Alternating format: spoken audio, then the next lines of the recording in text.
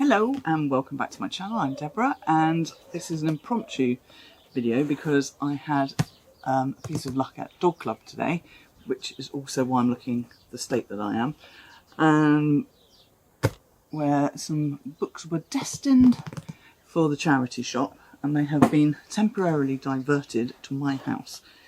So I'm outside, so there might be birdsong, the occasional car going by and dogs. I hope not, but you can tell. I know nothing about these books other than I went, oh yes, I know that author, or oh, that looks like a good title or cover. So these are 20 books that I've got currently. They will go to the charity shop once I've finished with them, and if I like them or want to keep them, like them enough to want to keep them, then I will make necessary donation to the charities to where they would originally have gone. So without further ado, let's just whiz through the latest book haul. So we have Kate Atkinson, When Will There Be Good News? We have Sally Page, The Book of Beginnings. Cathedral by Ben Hopkins. Oops. Joanne M. Harris, The Gospel of Loki. Santa Montefiore, The Butterfly Box. On the Road with Saint Augustine. Yeah, that was the full title.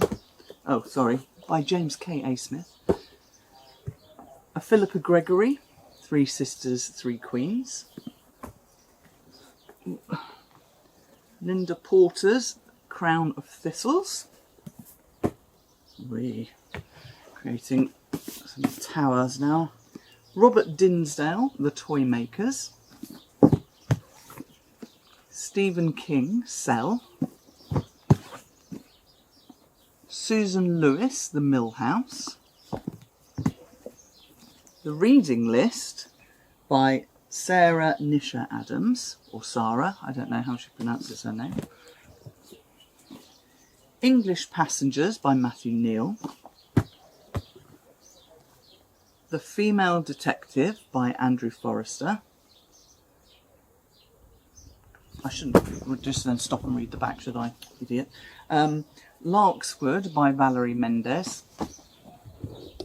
Robert Harris's Pompeii. I did this the wrong way round because now I've got to reach around the pile. Patrick Gale, A Place Called Winter. Ooh. The Interpretation of Murder by Jed Rubenfield. Now, I'm now looking at this and thinking, I've read this. And I have read this one. So that could go straight to the charity shop. The Road to Nab End by William Woodruff. Getting distracted already, look. The Reverend Richard Cole's Murder Before Evening Song. Like a cosy crime, me. That's a good one. And finally, Wendy Wallace, The Sacred River. So, of those 20 books, one I have already read. I thought it looked familiar. And the other 19 I have not. So I know a lot about Philippa Gregory, for her historical fiction.